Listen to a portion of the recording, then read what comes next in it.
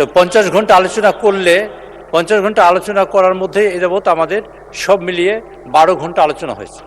কাজে বাকি সময়টা আলোচনা যদি আমরা করতে চাই, মাননীয় সদস্যবৃন্দ আলোচনা করবেন, মাননীয় বিরোধী দলীয় নেতার মূল্যবান বক্তব্য রাখবেন এবং মাননীয় সংসদ নেতা মূল্যবান বক্তব্য রাখবেন এবং অন্যান্য মন্ত্রীবর্গ বক্তব্য রাখবেন। সেই সব মিলিয়ে আমি হিসেব করে দেখি যে কোনোভাবেই আমরা যদি 30 তারিখে সংসদ শেষ করি তাহলে এই সময়ের মধ্যে সময় কভার করা যায় না।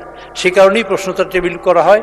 কিন্তু এটা যদি মাননীয় সদস্যবৃন্দ চান যে আর রাত 10টার মধ্যে চলুক, তাহলে আমরা সংসদের এই প্রশ্নোত্তর টেবিল করতে চাই না। আমরা নিজেরাই অ্যাকাউন্টেবল, এটা গভর্নমেন্টের যে অ্যাকাউন্টেবল এবং সেটা আমরা নিশ্চিত করবেন সেটা আমরা চাই, আমরা আন্তরিকভাবেই চাই।